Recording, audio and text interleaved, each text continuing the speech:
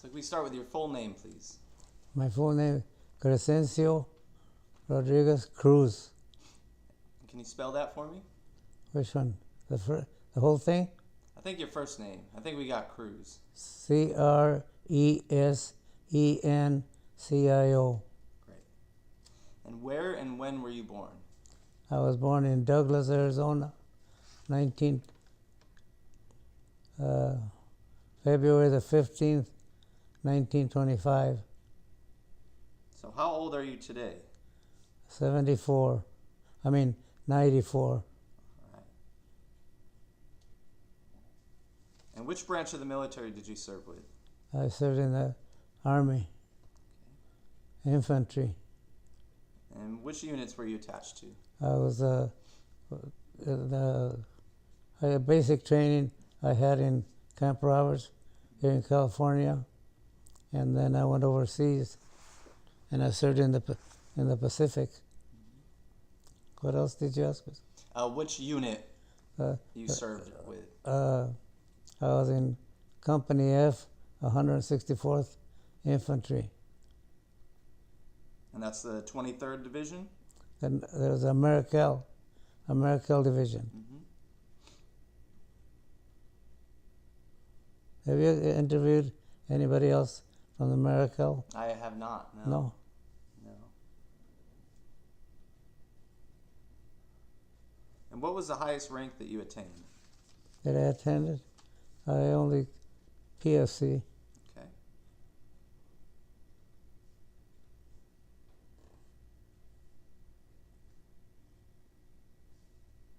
And what was your job or responsibility in the Army? I had various.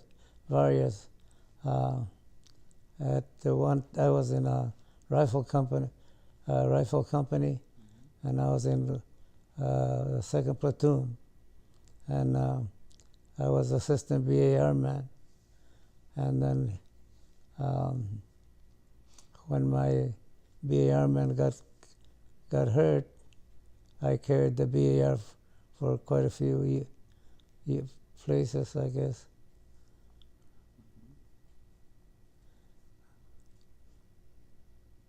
And I used to be like a platoon runner. If this platoon wanted to say something to the other platoon, they'd give me a message to go find them and give them a message.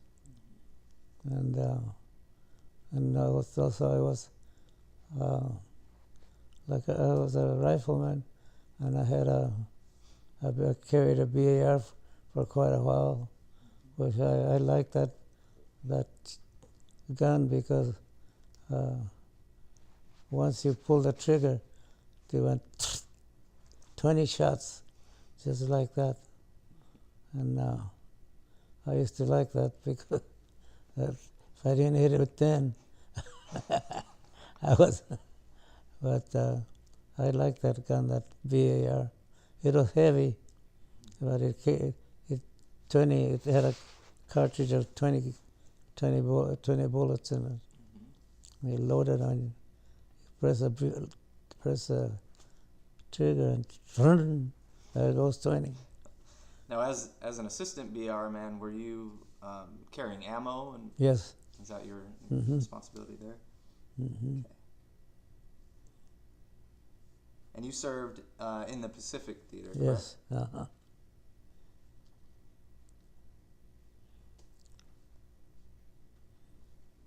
And where were some of the islands that you served? We went to Bougainville, and then from Bougainville, we went to the Philippines, and we were in Leyte and Cebu and Negros. That's the 3 islands that we fought in. And then they were pulling us out because we were supposed to be the unit that was supposed to attack Japan. But the war ended when we were training for that. So you first saw combat on Leyte? Excuse me? You first saw combat on Leyte? No, Bougainville. Bougainville. Bougainville.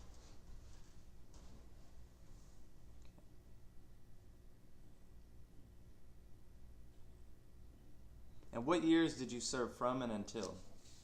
Well, I went overseas in 1943.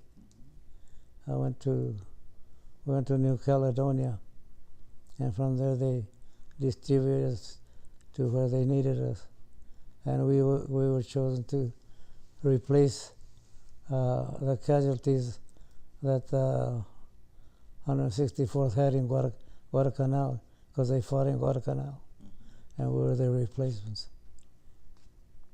And did you get out? You were discharged in 46? And I was discharged in 45, after the war was over. Okay. So can you tell me a little bit about your childhood growing up in Arizona and what life was like for you? In Arizona? Uh-huh. Well, not too exciting. It was just a small town. I went to school there, kindergarten to, I think it was what grade was it? The 8th or 9th grade.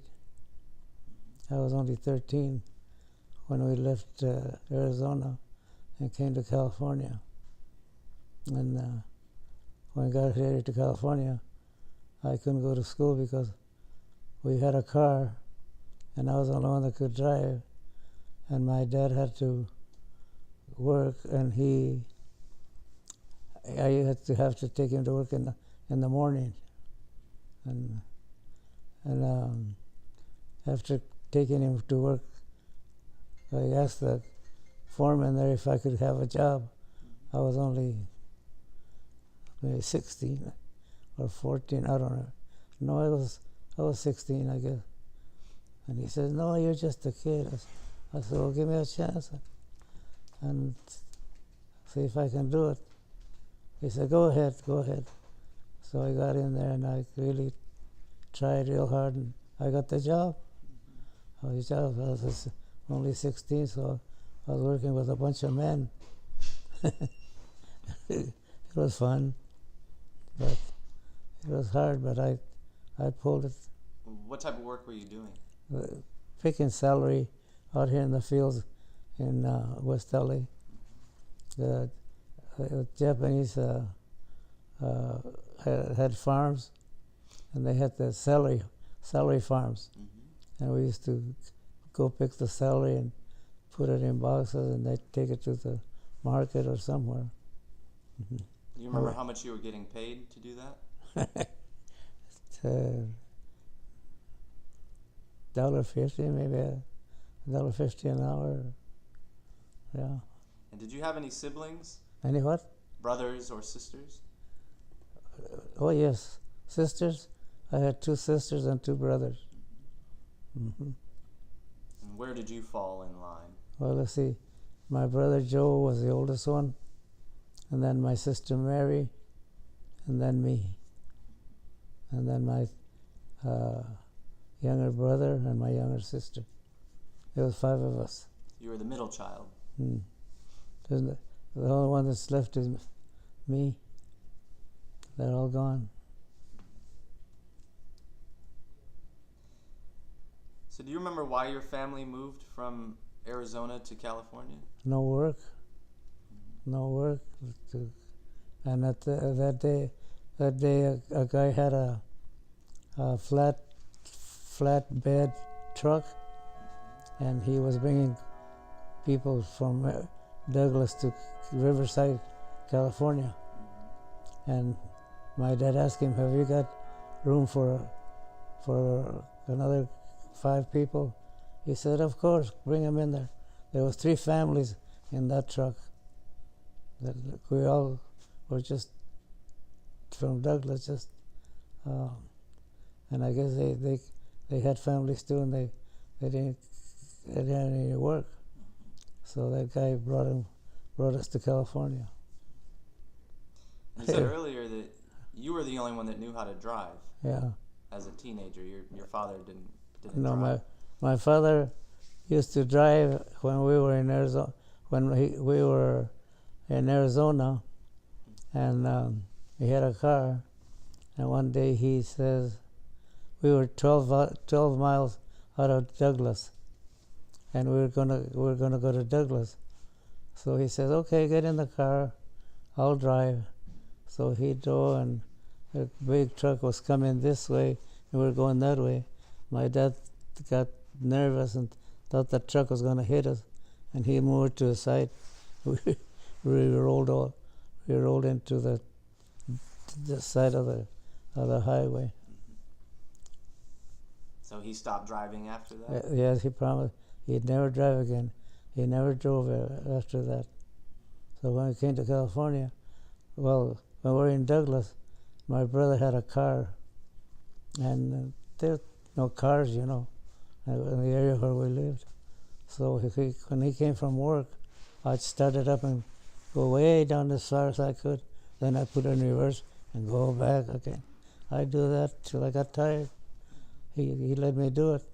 And it's a good thing, because when we came to California, the first time that we went on that route to pick different fruits and vegetables up north, we had enough money to buy a car, and we bought a car the first time, because they saved your money till the end of the season.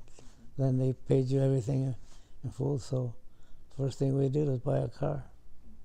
And I was a chauffeur from there. I drove from here to Douglas is about 600 miles. And after we had the car, my oldest brother, Joe, he was married already, so he stayed in Douglas. And they had a baby girl. And one day my sister says to my dad, he says, we don't even know Virgie, the baby. We should go to Douglas to see the baby. My dad says, well, you guys worked for this money. You can go wherever you want. I said, we want to go to Douglas. Well, let's go. So I drove all the way to Douglas. Yeah. So we went to see our new baby. But you said you had to stop going to school because you had to take your father to work. Mm-hmm. What grade did you complete, or did you stop? 8th, in the 8th grade. And did you ever return after? No, because I started working, and then Yeah.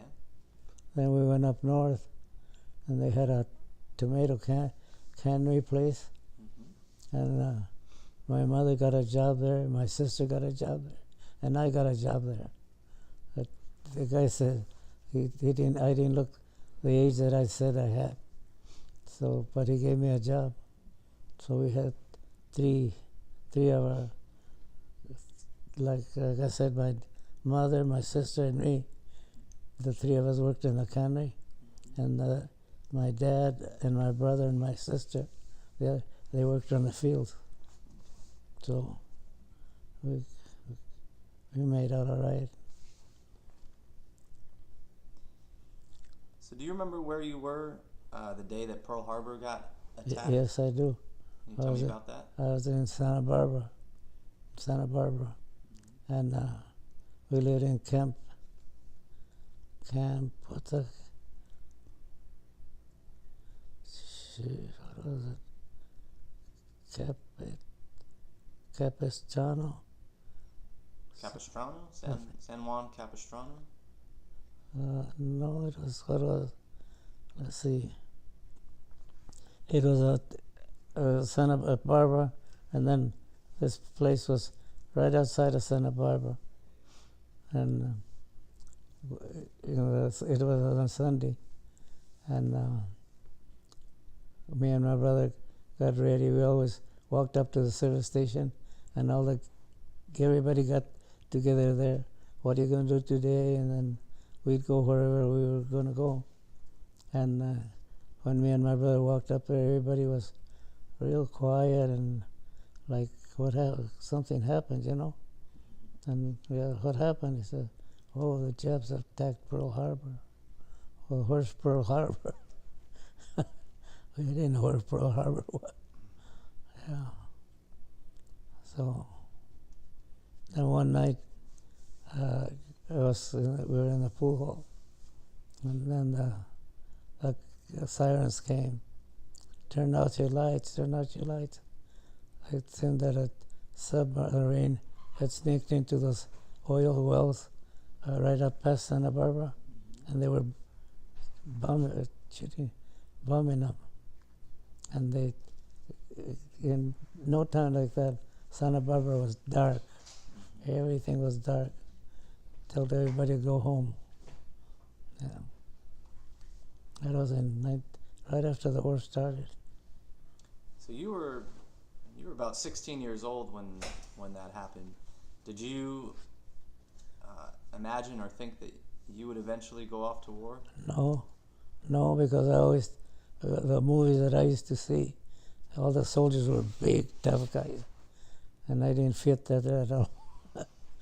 So I didn't have anything that would make me think that I would besides, what do you want me for? I'm the short, fat little Mexican. They don't want me up there. So I got fooled. I was 16, 17. And the day I was 18, I went to register. And in a few days, I was gone. They sent me to Camp Roberts for infantry training. And for the 16th of September, I had finished the training. And then they wanted guys for the paratroopers. They were forming the new paratroop outfit. And they wanted volunteers for, but a lot of the, I think there was about 26 Mexicans in there, and about 25 of them went to the paratroopers. And I didn't, because I was coming home, and the 16th of September is a Mexican holiday, and I wanted to be home with my parents. Besides, I wouldn't jump out of it. I had never been in a plane. And I told him, I said, I've never have ridden a plane. You think I'm going to jump out of one? You're crazy. So I didn't join the paratroop. And they went to Fort Benning, Georgia for paratroop. And I went overseas, and they stayed in Fort Benning, Georgia, training parachute. Then they ended up in Europe. Yeah. And I had already been in combat long before they didn't get in combat till we jumped into France. Mm-hmm. Yeah, that's when and I had already been in combat over here in the Pacific. Yeah. So were you drafted into the Army? Yeah. Do you remember when you received your draft notice? It was right after my birthday is February 15th. Mm-hmm. And in about 2 months I was in. They sent me for my physical. And I thought I wasn't going to pass it, But I did pass it. Then I went to Camp Roberts for infantry training. And when we finished basic, the guy general stood up there and he said, we need paratroopers. Any of you guys want to go first? You can stay another 5 months in parachute school in Fort Benning, Georgia. Mm-hmm. But I didn't go for like I said, I hadn't even rode in a plane. And you weren't going to jump out of one? I'm not crazy enough to go jump out of one. Yeah. Yeah. So after you completed training at Camp Roberts, I came home for a leave of absence, for furlough, I guess. I guess 2 weeks furlough. And then I went back. When I reported back, I was in Fort Ord. Fort Ord, and there we were waiting to go overseas. And we sat there for maybe 3 or 4 days. And then they put us in a train. And they closed the windows. And we rode and we drove. We rode. And we were wondering, where in the hell are we? We've been on the road all day. You know where we were? In San Francisco. just a few miles away in San Francisco. They took us in a train, went right to the dock, off the train to a ship. We were going overseas. Was that the first time you'd ever been on a ship before? Yeah. 23 days in a row. Took 23 days to go to New Caledonia. Did you guys stop it in Hawaii at all? No. You guys went straight to New Caledonia. To New Caledonia. And what was that journey like for you? Oh, murder. I got sick in my stomach all the time. But there was a lot of people sick. You know. It took 23 days to get there. Were you thinking about what awaited you when you arrived there and what you might experience? No, they told us it was a replacement center. From there, they were going to send us to our combat unit. Mm-hmm. And we were chosen to go to the Fijian Islands. That's where they were, as replacements to the losses in Guadalcanal. So we went there to the Fijian Islands, and those guys had already been in combat. So they trained us a little bit on jungle fighting. Yeah. So you learned from men that had already been in combat and knew what to expect. Mm-hmm. Yeah. And it wasn't until you had arrived in New Caledonia that you were assigned to the 164th? Yes. Okay. And then in Caledonia, they assigned us to the 164th Infantry. It's the Marical Division. Mm-hmm. And was it the same guys that you went through training with?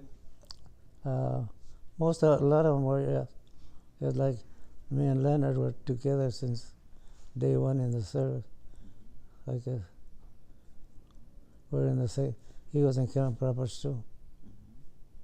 But he was 2 years older than me, and he was married and had a child, but they still took him. So his last name was Cortez and mine was Cruz.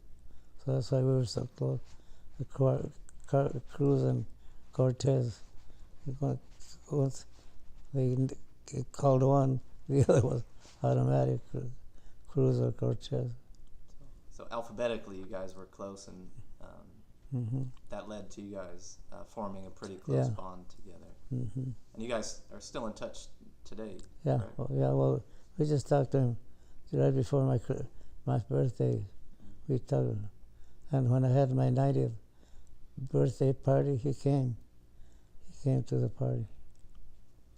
Mm-hmm. We were always together. All the time we were in the Marical. He wasn't. At one time, he was my sergeant. Okay. Because he was crazy, man. He used to tell me, "I don't care if I don't go back." I said, "You're crazy, man." He said, "No, really, I don't care if I go." And then you volunteer, right there. He's first. Another volunteer, I'm first. Right. Then if there was a lieutenant that came into the company, mm-hmm. and him and Cortez wait till it got a little dark, and then they take off into the jungle to see where the enemy was. And sometimes they sleep out there and come back in the morning. I was telling him, "You're crazy, man." So he made sergeant right away, because he was always one time we were in on patrol, and he was first scout and I was second scout. And by noon we hadn't made contact with the enemy. Right afternoon, after we ate, we started, okay, let's go. So Leonard went up first. We were in a dry creek. Leonard went up first to the plain level. He went up first and I went up second. Then the rest of the squad. And we didn't go maybe 20, 30 feet. We went, and I called Leonard. He was a little ahead of me. I said, Leonard, come here. And I said it real soft so nobody could hear. So he came over, and we were close together, real close. And what happens? A machine gun opened us on me and him. And we saw the things fly, those leaves from the jungle, you know. They flew, man. We dove, both of us dove into the ground. And then they yelled from there, are you guys all right? And Leonard was the first one to yell, yeah, I'm all right. And I said, yeah, I'm all right. So then he said, well, pull back, we're going to call the artillery. So I went back down into that dry creek, and I had my pack, and I just leaned on my back like that. And I saw Leonard, and he was coming towards me. So he came on, he says, hey, Cruz, why don't you carry my pack? I said, Leonard, I'm tired too. Carry your own pack. And he said, okay. And he turned around. I saw the blood running down his back. I said, Leonard, you got hurt. You got hit. Well, that's why I want you to carry my pack. Oh, yeah, I felt like, but it had been done. But that burst of machine gun fire that we got, he got it, but he didn't say anything. He was probably so scared about it, or I don't know, because he didn't say nothing until I saw the blood running down his back, and it hit him in the back. He was crazy. Where did that take place? Let me see.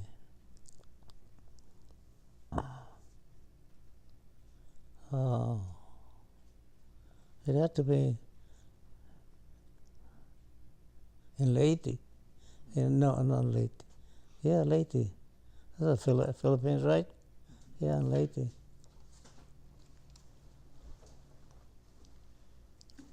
So after he was wounded, he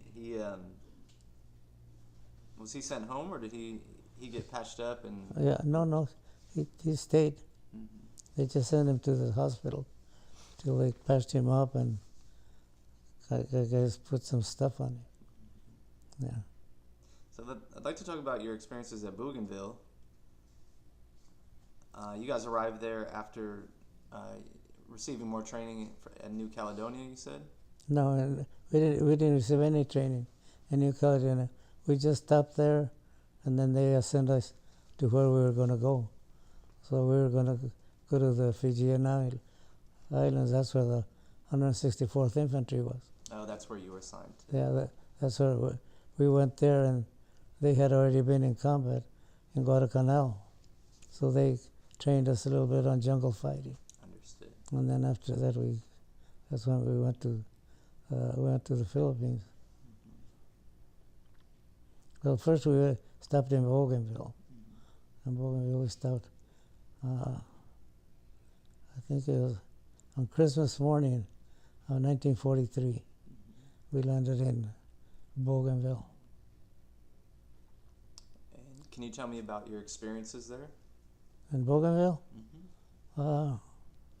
That was a big island. We were next to a Marine air wing.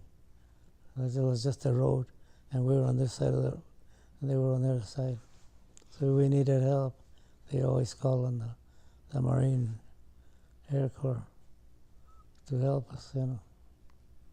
There was a lot of Japanese there, because the 132nd Infantry, that was the one from Chicago, That was they were first from the beach up so far, and then we took it from there to there, and then the 182nd from there to there, and then the 37th Division took the other part of that. It was a big island, and mostly they wanted to keep it because that was they could bomb different places from there because it was far enough in there where they could fly planes and bomb the islands. And after they used them all the time, they didn't want to move us from there to protect that island because of the fact that they could fly to other places from there real close. And then we had the Marines were there next. Yeah. That was your first combat experience. That was your first combat Yes. experience. And what was that like for you? I was shaking. Well, it was scary because what happened, we were on rest period when the enemy broke through the line, and then we had to hurry up and go push them back to their own territory. And what happened, at that time I was a BAR assistant. I used to carry ammunition for the guy that had the BAR. So they said they want the BAR, the flamethrowers, and what else did they want? They want like I said, like the BARs and the flamethrowers. What else did they want? I know a lot of the flamethrowers got hurt that day. So I said I had to get ready because I was going to go. And this guy was from Canada, and he always wanted he's always talking combat. He wanted to get in combat. He wanted to fight, That's the way he was, He always was talking. So that day they said that the enemy had broken through, and they need all these guys, especially like BAR, BHR, anything like flamethrowers and all those kind of people. They needed them right there to try and catch them back. So I had to go because I was a BAR man. So this guy from Canada, he wasn't part of it. So he kind of said, "Hey, Cruz, why don't you let me go? You don't have to go. I'll go for you." I said, "Hell no, it's my job to go. I'll go." And we're in a tent, and he's like me and you're talking here, and the entrance of the tent was over here, and I was right there, and the guy was here talking to me. No, you stay. I'll go for you. I want to see action. I want it. And I said, "I can't go." I said, "It's my job to go because I'm his assistant." And at that time, the sergeant came in, and he heard him tell me, "Let me go. I want to go. I want to see action." And he heard him, and he let him go. So I said, "Okay, go ahead." Boy, oh boy, you know what? When he came back, he didn't want to be in the infantry anymore. He used to be able to typewrite, and they needed people that knew how to typewrite. He volunteered, the first guy to volunteer he could type, and he went up into where they have the offices, and they got typewrite. That's where he went. One time he went, and it was enough for him. He had enough. Yeah, because he took my place, and they knocked my BAR man off right away. They hit him in the shoulder. I went to see him in the hospital after they came back, and I said, but so then they wanted not only the special, they wanted everybody, so I had to go anyway. And when we were marching in to the area where they were where the break was. Uh, I could see the guys that were coming back. They were beat, man. They attacked the enemy and pushed them back to their place, you know. But I didn't have to go, so I didn't go because of that guy. If he had kept his mouth shut, I would have had that. That was, they had it rough because a lot of the flamethrowers, they got hurt, and a lot of the automatic riflemen, they got hurt too. But they got it. They pushed the enemy back. But they called us after they were into it a while. They called us to go help. So the company had to get ready and go and help. Yeah, we have. And did you experience any contact with the enemy there? I saw. Yeah, I shot at a couple of them. Not no, because they were still coming, not in a big bunch. One or two would try to do damage. That's what they could, I guess. Yeah. How much time did you spend on Bougainville? In Bougainville? Yeah. We were there about 10, at maybe 10 months. 10 months because, like I say, that they wanted to keep that island because they had airplanes there. At night we were in the front lines up in the mountains, and the Japanese would come watching Machine Charlie. Hear the thing, they put the light on it, you could see the plane real clear from the mountains where we were dug in. We could see them. We could see them at night. At night they'd come and drop a couple of bombs or whatever they did. Yeah. They didn't want you guys to have a chance to rest or relax at all. Uh-huh. They didn't want you guys to have a chance, an opportunity to relax. I guess. Because at night they'd come and don't let us sleep. Were you able to get some rest and sleep at times? In the daytime. In the daytime, we'd get in your foxhole, or we had to put covers on our foxholes. So you'd sit inside the foxhole. You'd put it close to where you could have some shade in the daytime.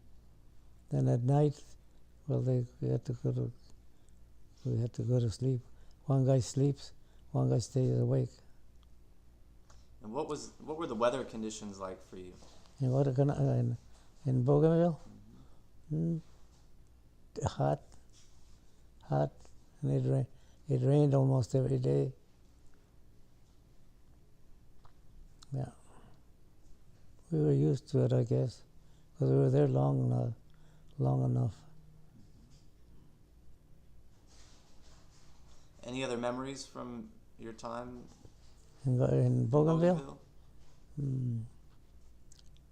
No, not really. Not good memories. lot of jungle. There was nothing but cannibals. People that only wore a little bit of close hair. That's it.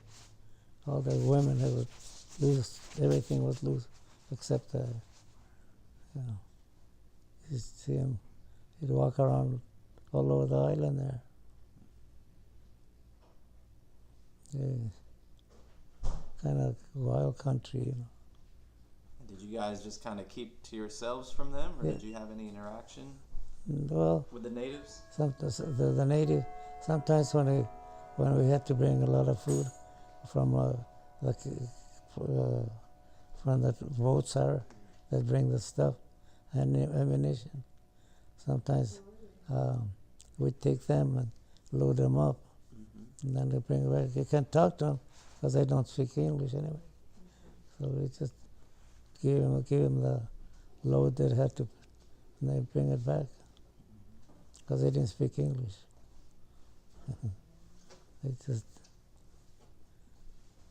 in the 80s. And once you guys left Bougainville, where did you go from there? To the Philippines. To the Philippines. To Leyte. You went directly to Leyte from Bougainville? Well, we stopped in New Guinea. Mm-hmm. We stopped in New Guinea just to pick up some guys. And then we kept on going. We got to Leyte, and they cleaned up an area there in Leyte that was giving them problems, and we cleaned that up. And then we went into Cebu. And there we landed in Cebu. Were you there for the initial invasion? Huh? Were you there? Were you part of the initial invasion there? For Cebu? Mm-hmm. Yeah. They weren't big islands. Mm-hmm. They were small islands. But still they had enemy there that, yeah. And that's where you mentioned you had rescued two wounded soldiers. In Cebu. Mm-hmm. Mm-hmm. Can you tell me about that experience? Well, we were chasing the Japs out of that area, and it started getting dark. So we dug in. They told us the first platoon was on this side of us, and they dug in here, and there were as many as men as they had.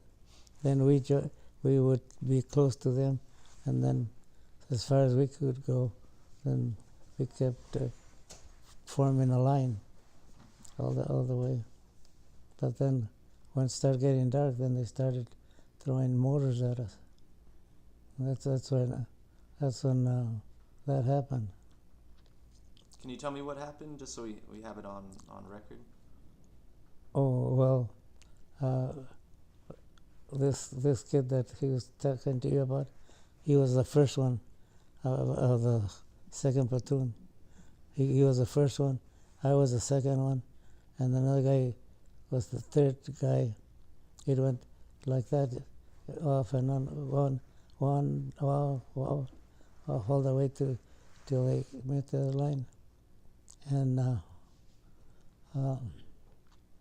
they were, at one time I felt that something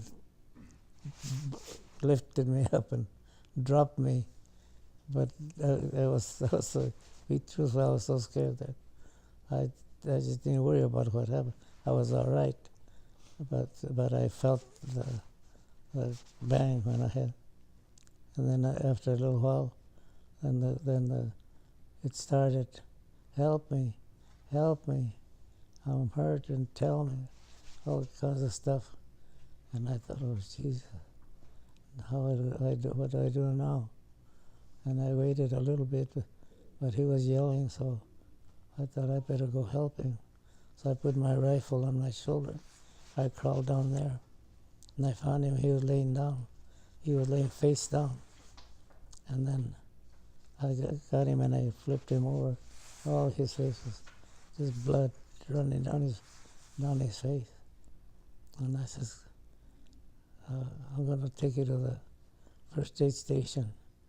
I said, okay. I put his my shoulder, and I got through the jungle to the first aid station. And there was a guy at the entrance there. Give me the password. So I gave him the password. Well, come on in. So I took the guy in. He said, okay, we'll take care of him. Go back to your foxhole. So here I have to go back I went back to my foxhole. And I was there for just not too long. Then it was on this side. This guy was yelling for help. And I had the same thing. I crawled over there. I didn't even think then. I just did it automatic. And I went over to his foxhole, and he was laying in his foxhole with his jacket open. And what I could see was, it was dark. It was all blood running in his chest. So I picked him up too, and I took him to the first aid station. And I left him there.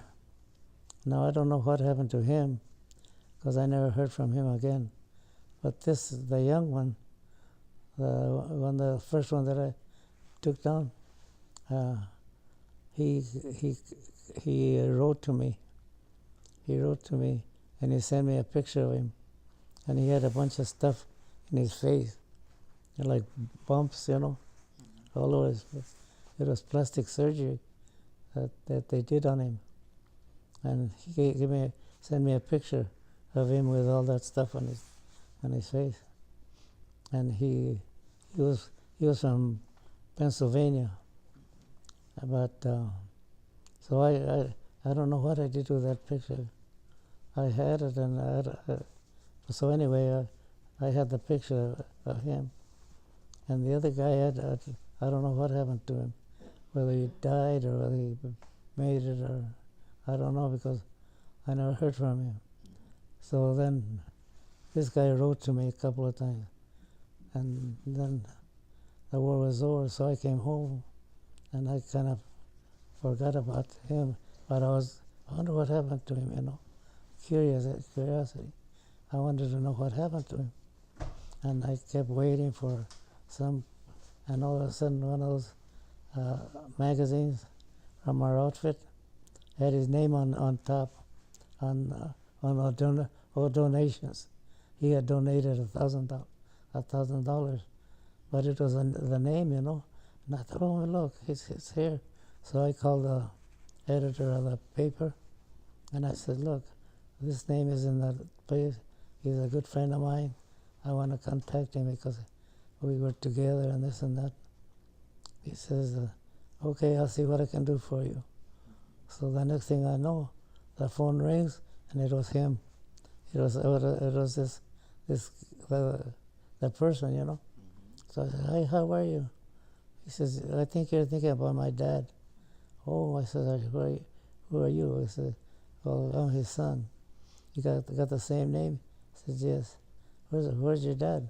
Oh, he says, he died in 93. He had lost his father in 93.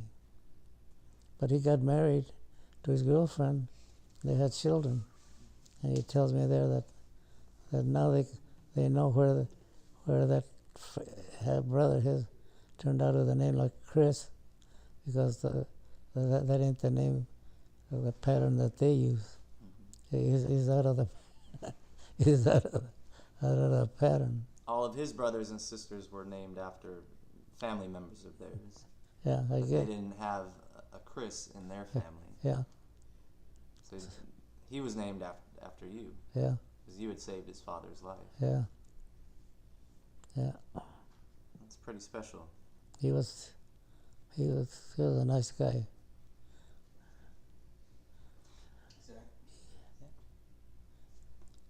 Yeah, his name was Keenan. Hey, what? Bill Keenan. Is that his name? Yeah, Bill? Keenan. Was it Keenan? Yeah. That's what the letter says. His son's name is. Yeah. Yeah. Well, I saw it in the magazine where it said donations, and it had donations, $1,000, and the name, and that's the name the guy had, So that's why I called him. I didn't know where I could get hold of him, so I called the guy editor of the paper. Yeah. I said, there's a name there. That's a good friend of mine, and this and that. He said, I'll see what I can do for you. The next thing I know, he called me. Can I get a bite to eat real quick? Yeah, we can take a break.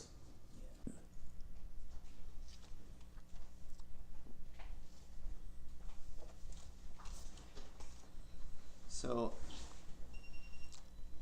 in talking about the two guys that you carried to the aid station, in your estimation, how far would you say that you had to carry them? How far?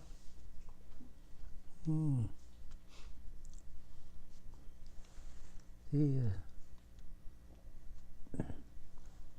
don't know how to estimate. It was far, because we were in a mountain, and they were about halfway up on the mountain, and we were on top. And I had to carry them down the mountain. So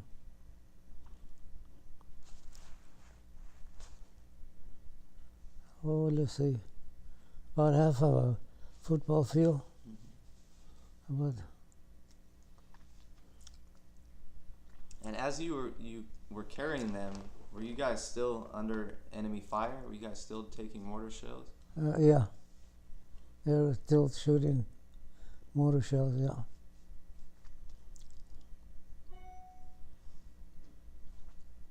Did you ever think about why you didn't get hit?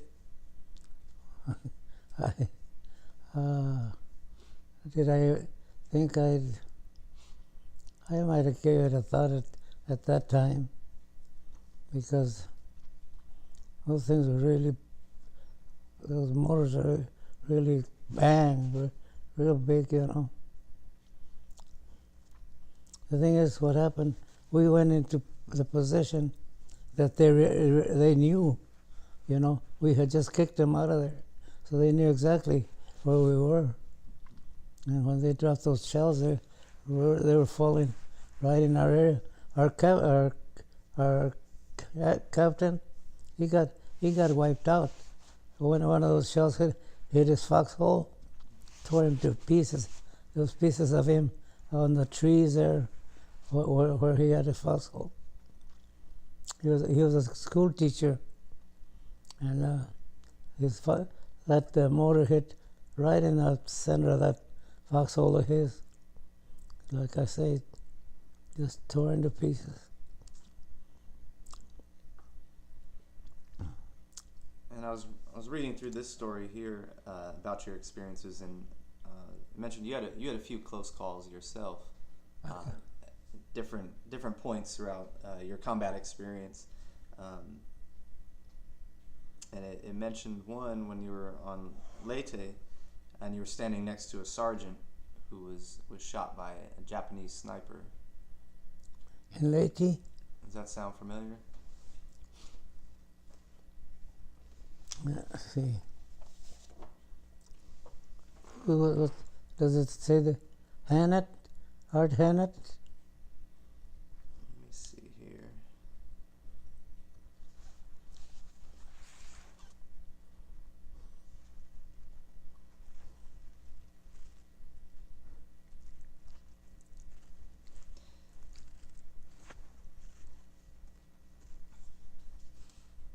I'm sorry. It says on Leyte, a soldier named Wendell Bosch got shot in the stomach, and Chris set him down against a tree. The sergeant motioned for Chris to follow him, and when he got up, a friend of Wendell's, Ted Dietrich, kneeled down by the tree, and Ted was shot in the shoulder, and he was exactly where you were. Yeah, you got shot right in here. Mm-hmm. Came out the other side. Do you remember that day? Oh yeah. I was real. Wendell and Dietrich both are good friends of mine. Yeah, when I picked up Wendell, he says, I got hit in the belly. And it was true. When I opened his shirt, a big belly like that right in his belly. He said, I'll never go into combat anymore. He said, they can do whatever they want, but I won't go. He kept talking, you know. So you had been kneeling down next to him, and then you had gotten up. Yeah. And then Ted Dietrich. He kneeled down where you just were. Yeah. I heard when he growled, and I turned around like that, and I saw him go down. But the sergeant over here had signaled to go forward, you know. So besides that, the other guys were coming up. So I just went ahead. There's nothing I could do for him anyway. I don't know. I think they both survived because Ted was hit up here. Mm-hmm. I mean, yeah, Ted Dietrich and Wendell, who was shot in the belly. Did you have time to think that could have been you? It would have been me if I'd have said another few seconds. It'd have been me. Oh yeah. Another time, we we were in a patrol, and me and William Brooklander, we were bringing up the rear, and we got up there, and they said, this hill's where we're going to spend the night. So we were up there and we were tired, and there was a tree laying across the trail, big tree, high like that. And William pulled out his bayonet, and he cleaned up a spot from the tree. You know how they have those little things sticking out? And he cleaned it up with his knife, just a little piece. And he sat down, and I sat down right next to him. His leg was right against mine. And I didn't smoke. I had my BAR in my arm. And he reached over and put his rifle on the side, got a cigarette, started smoking a cigarette, and all of a sudden went bang, bang. She just crazy. We jumped up. There was a jab behind him and hit him twice in the butt. And I was that far from him. It could have been me too, because how far can it be? He got hit twice in the butt right there, and I'm sitting right next to him. And we both jumped up, and when I turned around, Brooklander was laying on the floor. He had his pants pulled down, a bunch of blood laying down there. And when I had my BAR, when I got up with my BAR like that, I saw that the guy with a gun, he turned, he was going to, I think, maybe it's my imagination, I think that he was turning it towards me. And I did what I tell you. I pressed the trigger once and burned him. That BAR, boy, I liked that weapon. It was heavy to carry, but when you needed it, it's good to have. Yeah.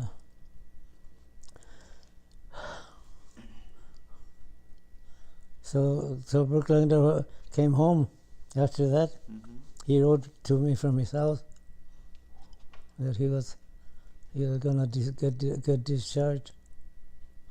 He got two bullet wounds in his butt. Were there any other close calls that you experienced that you remember? About what? What? Were there any other close calls that you had experienced? Let's see. Well, the ones that was that time with Brooklander, and then the one with Cortez, the machine gun that fired at us.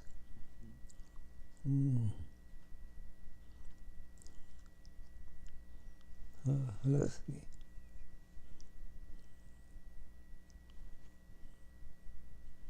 I think there was another one, but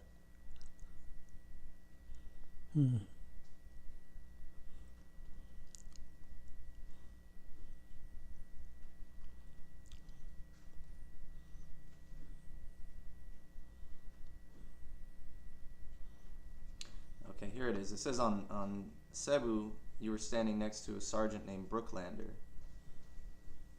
when the sergeant was shot by a Japanese sniper.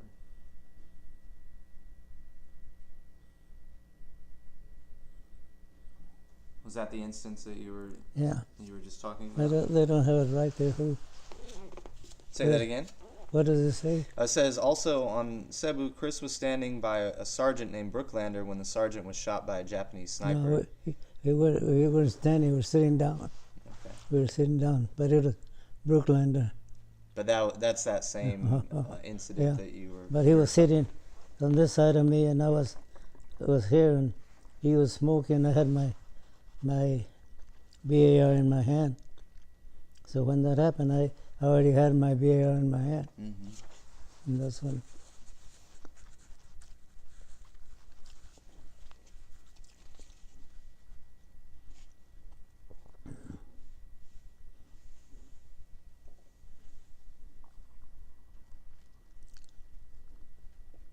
There's probably other incidents. I can't remember all. That's all right. Then there's also mention of a gentleman named Neptali Carter. Yeah, that's him. That's the guy. That's the guy that got killed. Neptali Carter. He died in my arms. Can you tell me about the event that led up to that? What? Can you tell me about the event that led up to that? Oh well, we were in a hot battle with the enemy, and we were getting shot up pretty bad. So they said to pull back, and they'd call the artillery. So the lieutenant said, "Make sure everybody's out." And then somebody says, "Where's Carter?" And the guy says, "Carter's dead. I saw him. He was dead." So, okay, let's pull back. So we all pulled back, and then the plane for the artillery came by, and he was circling around. He called down. He says, "You guys left a man up there," and he gets up and he walks and he falls, and he gets up and he walks, he falls. And so then the guy in charge of us, he said, the first two guys, go get that man. And I was the third one. If he said three, I would have had to go. But he said the first two, Cortez was one of them, and Peterson was the other one. And I missed it by one. So they went up there to find him. They found him right away, I guess, and then they started bringing him down. And I could see up the trail for quite a ways. Then all of a sudden I saw him, but I saw his hand going like that, and then this color. So I knew who it was. So they brought him down, and they had already carried him from where they found him. So I told Cortez, I said, let me carry him. So he gave him to me, and I had him in my arms like that. All this part of his face was gone. All of this was gone, and I had him like that, and I was facing it right here. So I said, all that there. So then the medic came up, and he says, "Cruz, let me check him." And I said, "Okay." So he's there with his instrument checking, and all of a sudden he gasped and he went down. Then the medic told me, "Cruz, he's dead." So then they put him in a what do you call those things where you carry the dead? A stretcher? Huh? A stretcher? Stretcher, yeah. They put him in that stretcher and they took him. So then a few days after that he got killed, his mother wrote a letter to the captain, and we were in rest, and they said, "Cruz, the captain wants to see you." Oh shit! So I go up there and I said, "Yes, sir." He says, "Do you speak Spanish?" "Yes, sir." "Can you write Spanish?" "Yes." So here, answer this letter. It was a letter from Tali Carter. It was from his mother. She wanted to know how her son died. So, but he told me to answer it. So I answered, but I didn't tell her that he suffered, because he must have suffered all that time that he was up there with half his face gone. His face gone, and getting up and falling. That's what the guy in the airplane saw. So I didn't tell her that. I just told her that he had died. So then we wrote to each other, and then the war ended, and everybody went home, and one day my dad had a store. It's like it's a calendar over there with his name on it. He had a grocery store, and that day I was taking care of it, and I saw this guy walk in. He was pretty well dressed. He walked and he says, "I'm looking for Cresencio Cruz." I said, "That's me." He said, "Aunt Ali's brother." That was the guy, his brother. And when he said that, see,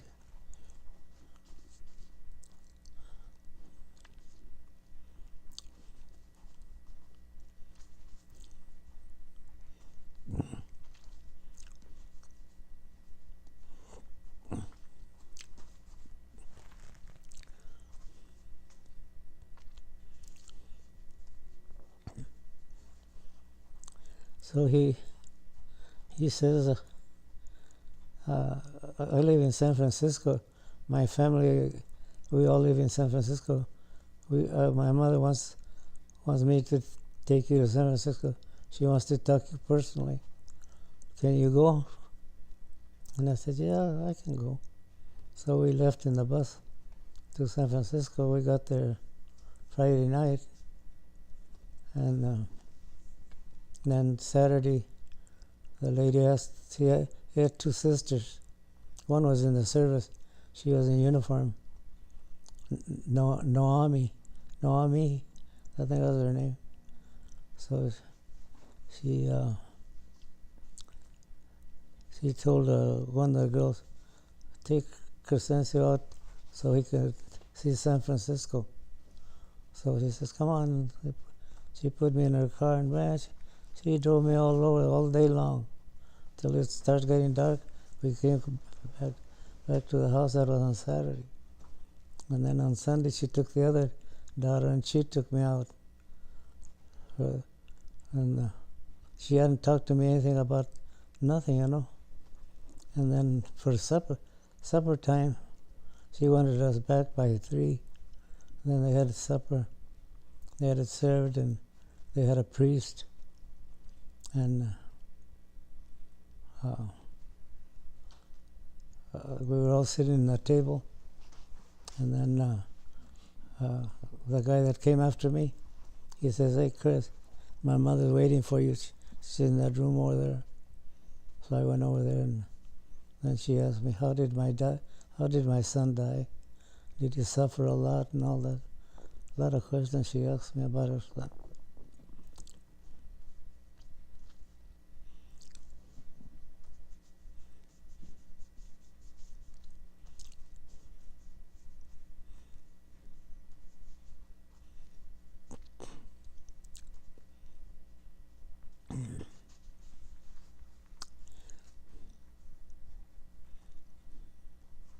And there was a lady from Goshen, New York, that she also wrote to me. She wanted to see me in person, so I could talk to her about her son. And her son, Kantali, died the same day. He got killed the same day. And you know, it's funny. Oh, many years after we lived here, I had a friend that used to do repair on houses and stuff like that. And he stopped by my house. He said, hey, Chris, go with me. I'm going to go see our job. So I went with him. You know where he was from? Goshen, New York. And he knew the family. He knew the family, and he knew that one of the guys that got killed overseas. He couldn't believe that he had met me, that I was there when the boy died. But they were from, that lady wrote to me too. She wanted me to go to Goshen, New York, but that was too far. I went to San Francisco. That was far enough. That was far enough. And what a difficult experience it must have been for you to sit down with the mother of Mr. Carter, who had been killed. And Yeah. I mean, you were just a young man at the time. Excuse me? I said you were still a young man. Yeah, yourself. I was only 20. I was 20. And were you pretty close with Tali? Oh, yeah. He used to play the guitar a little bit. So I used to sing and he used to play the guitar. we'd sit go in the jungles out there in Bougainville. We'd go out there in the jungle and sit down and play the guitar, and he'd play the guitar and I'd sing. Yeah, we were real good friends.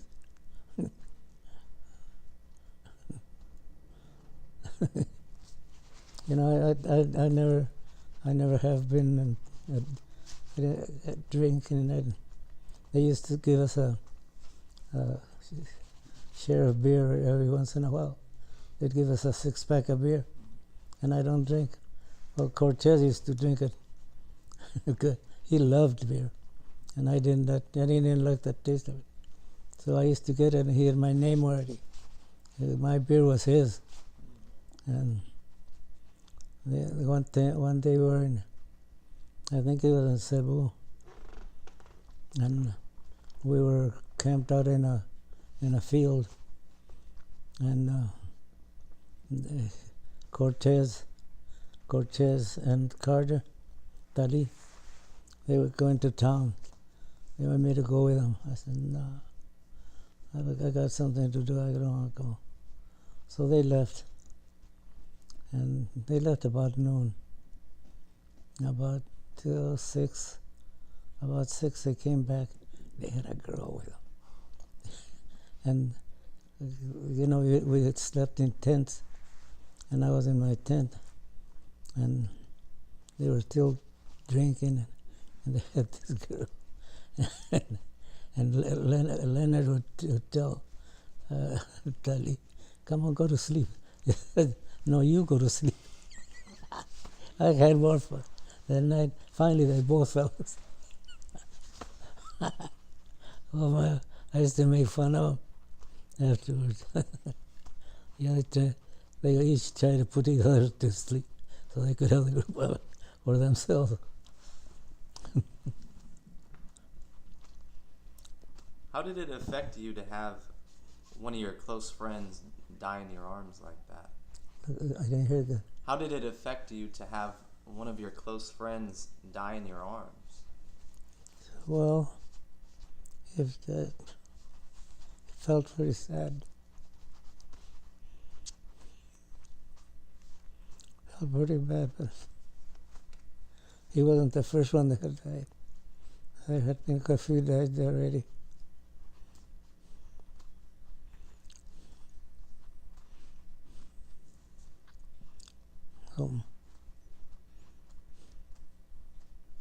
He wasn't the first guy that had died in the house. We had a few deaths already when this guy died, when Tali died. Was that the first time that you had to explain to a mother how her son had been killed? Mm-hmm. Yeah. Yeah. Yeah, well, when I went to San Francisco, and then on Sunday after dinner, then they told me, she said, oh, there she wants to talk to you. So I went over there, and we talked about it, you know.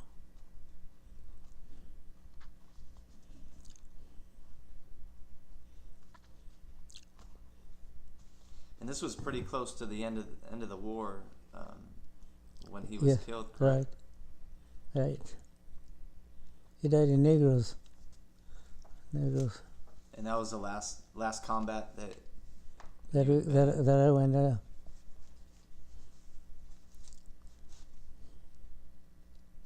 And your unit, you guys were preparing for the invasion of Japan. For Japan, yeah. We were running like invasion, you know, like we had an invasion attack. Yeah. Were you guys actively training for that? Yeah, Yeah. And what type of maneuvers or activities were you guys doing? In the beaches there of Negros. On the beaches there of Negros, we practiced there.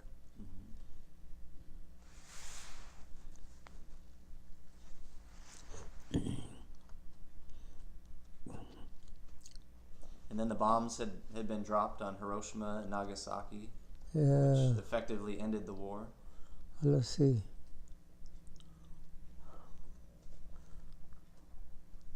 The war hadn't ended. When we were practicing, it was still there. But you guys never invaded Japan. No, we never. Because the atomic bombs had been dropped. So when did you get word, or when did you find out that the war had ended and you guys would not be invading mainland Japan? Oh, it was just before the war ended that they told us we weren't going to go anywhere. But let's see. I'm trying to think. Okay, so when they were not going to, the war ended, they put us on a ship and we went to Tokyo. They took us to Tokyo as invasion forces. Mm-hmm. That's where we went. Right after, when everything was declared, the war ended. Right away, we were ready.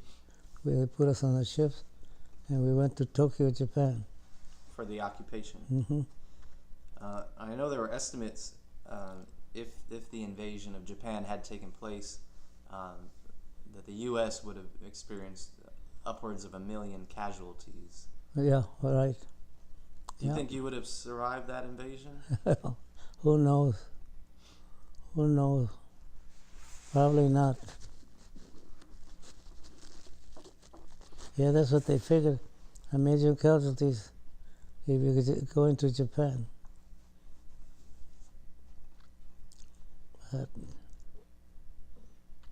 So how did you feel when you were notified that the war and fighting had ended? Oh, we celebrated all night.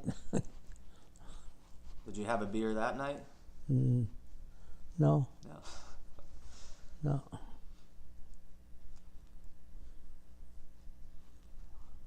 And you spent a few months in Japan for the occupation. Yeah.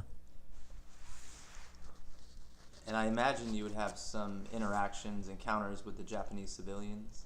I never went out after we got to Japan. Okay. I didn't want to get stabbed or something. There were some that got hurt, got beat up or something.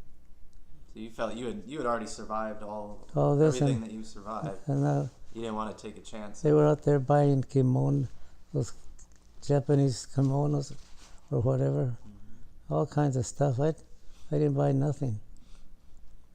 I didn't buy anything.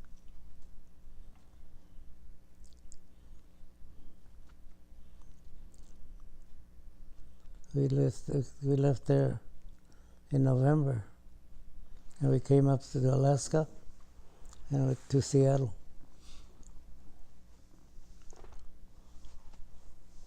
Did you have an animosity towards Japanese civilians? No. I didn't even think about it. I just was glad that the war was over and that I had survived. I didn't. Besides, it's not the poor people that start the wars,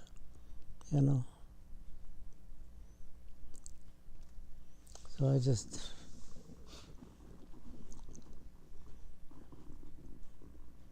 So when you returned home, and you were discharged, was it difficult for you to adjust back to civilian life? No, because my dad had a store, like I said, and then I started helping him, and I'd go to LA and pick up stuff to bring for the store, or sometimes I'd stay in the store taking care of it. So no, I was so happy to be home. I didn't bother to think about anything but that I was home. Mm-hmm. Did you ever experience any flashbacks or any PTSD that from your time in combat? You mean like night? If you have nightmares or Yeah. Oh yeah. Yeah. Yeah. do you still deal with that today? Not too much. Not no.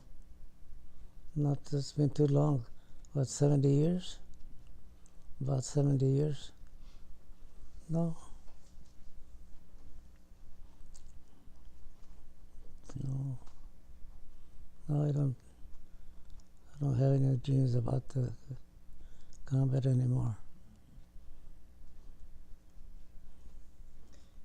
And what did you do for work when you returned back to the I U.S.? worked in my dad's store. Mm-hmm. I worked with my dad for a while. He just said, as long as you help in the house, in the store, you'll be all right. So that's what I used to go. We had a pickup truck, and I used to go to LA pick up stuff to supply the store.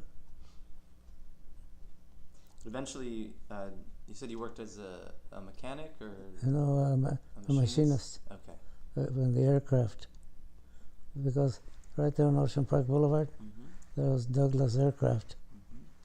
Mm-hmm. And eventually they wanted more land, and Santa Monica said they didn't have it. So they moved way down to Huntington Beach.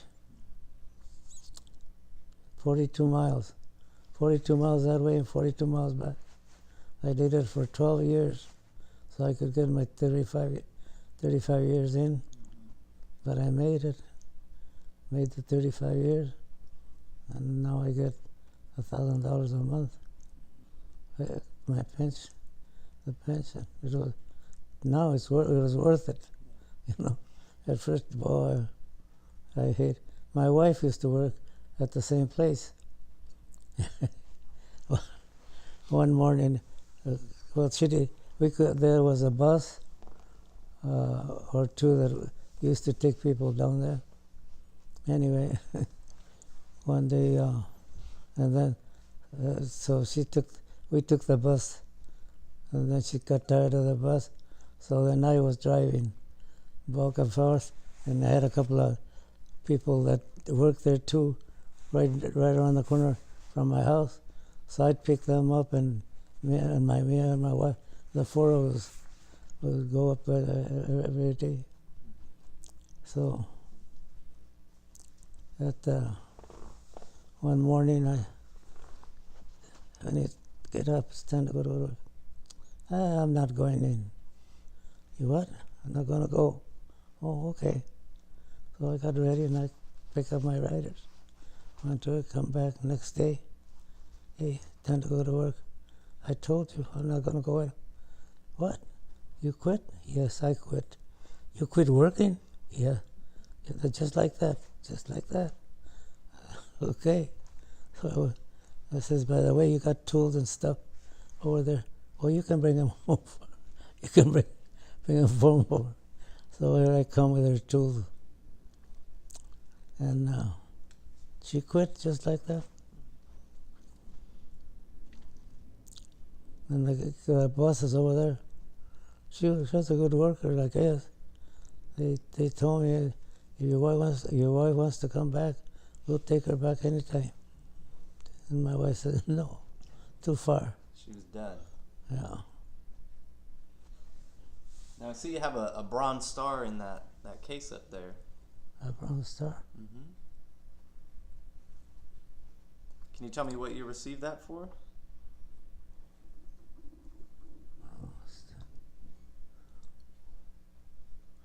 A bronze star. Was that the first one? Yeah, the first one on the left there. You know, I'm trying to think.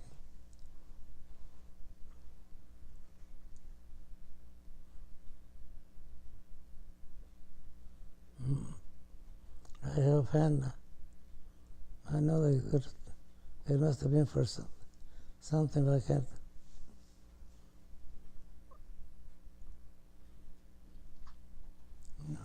Frank, Yep. do you remember what I got that star for?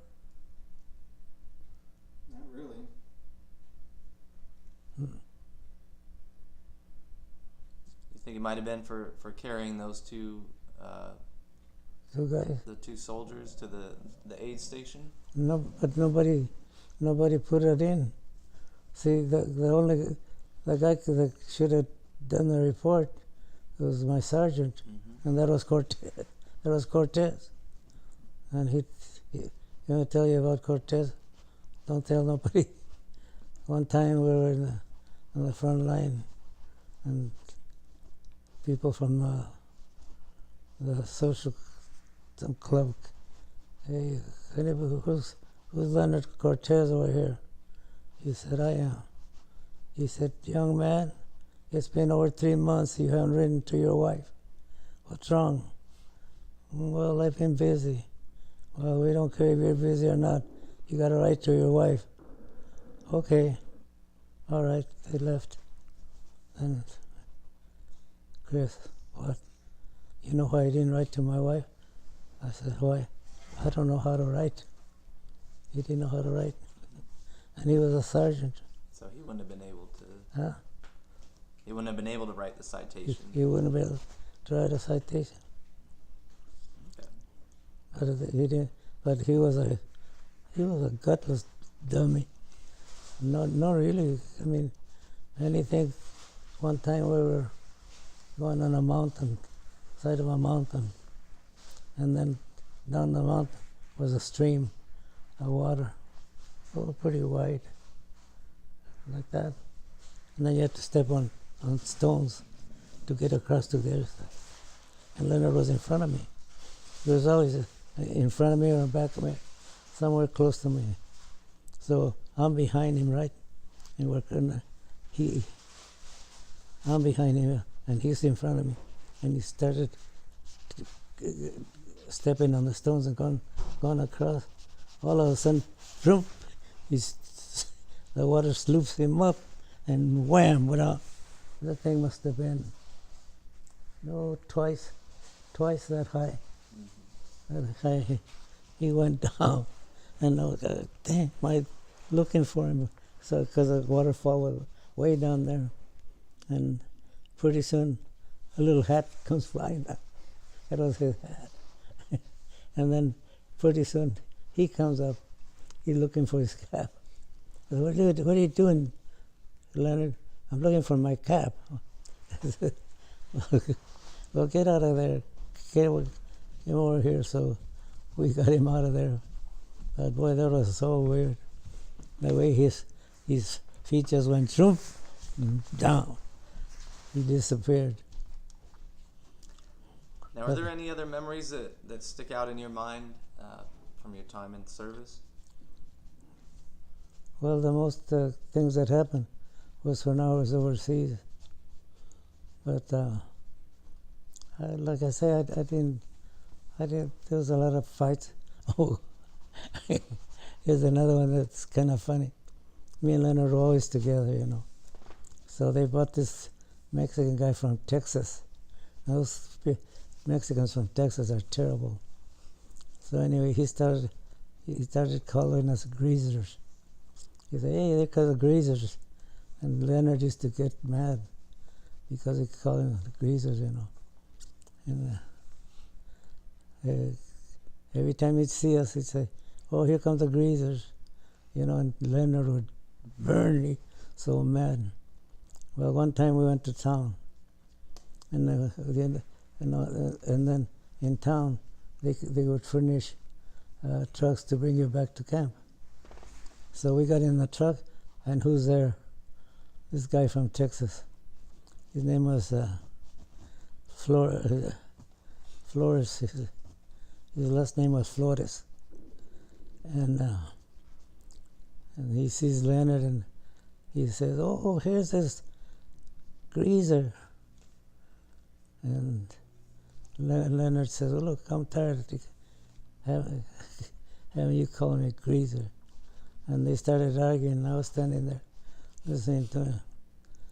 So they were going to fight. So the guy said, oh, hey, stop the truck. What for? These guys want to fight. Oh, okay, put the brake on. Everybody jumped out. Where's the two guys that are going to fight? These two guys. So both they both go out there and they danced around, but nobody was hitting anybody. And they kept on, these guys don't want to fight. Let's go. So we got back in the damn truck. I go there, start arguing and fighting about and pushing each other. Are you going to fight this time? Yeah, we're going to fight. Stop the top. Stop. God. These guys are going to fight. They're going to fight. They get off in the same shit. He says, you guys don't want to fight. Just call. They're just dancing around. Yeah. They were dancing. Because and I was there watching them. I thought they were crazy. But that guy just loved to needle Leonard because they called him a greaser.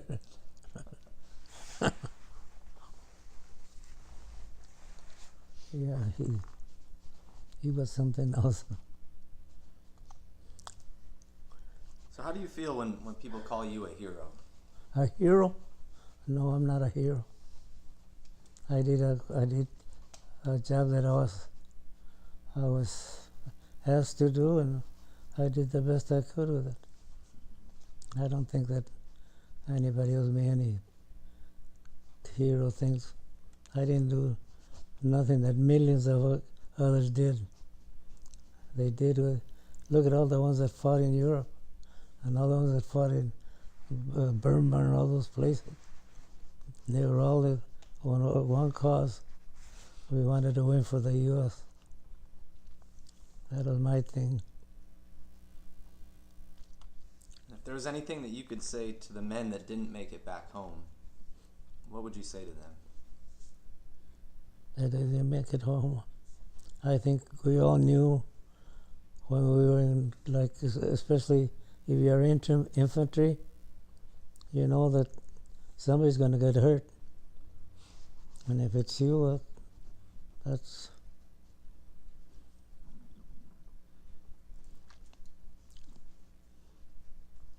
But it hurts when you have a good friend and you see him with half his face blown off.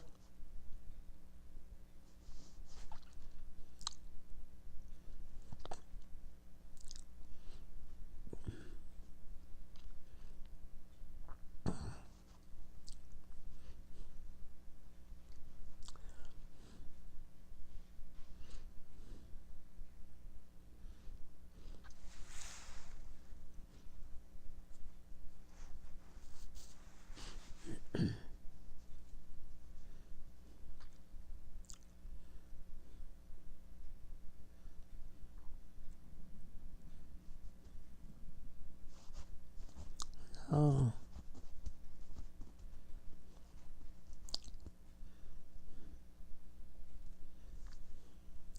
Well, one of his sisters was in the service, like I said.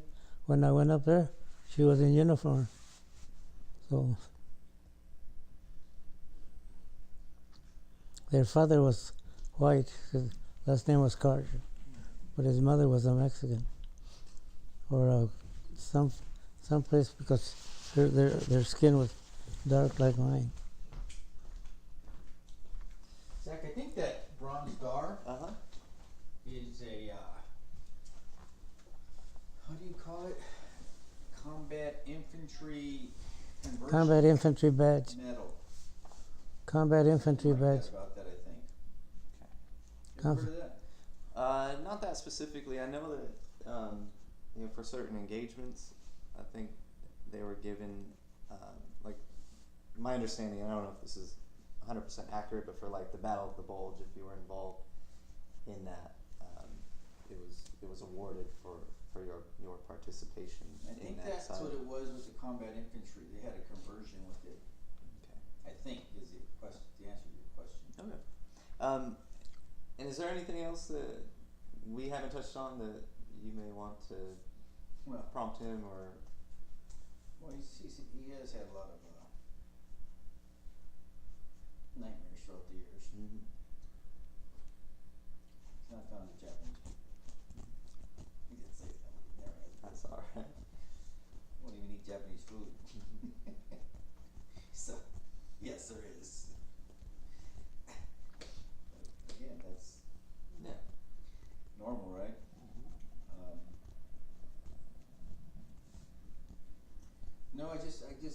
talked about when and his friend Cortez got hurt.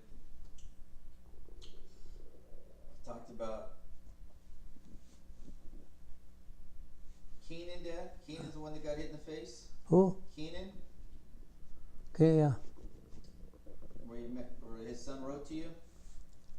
Huh? Right. Keenan is the one that. That's the one that, yeah. That you carried to the aid station? Well, I think there's a little confusion there for me with Keenan and Talib. Carter. So, Carter, what about you?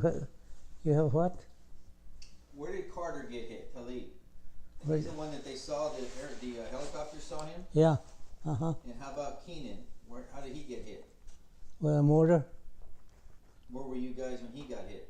And we were in the front lines in the foxholes. Oh, in the foxhole when he got hit. I was in my foxhole. in Cebu. Hmm? In Cebu, correct? Cebu? And what? That was on Cebu. Were you in Cebu? Oh, Cebu.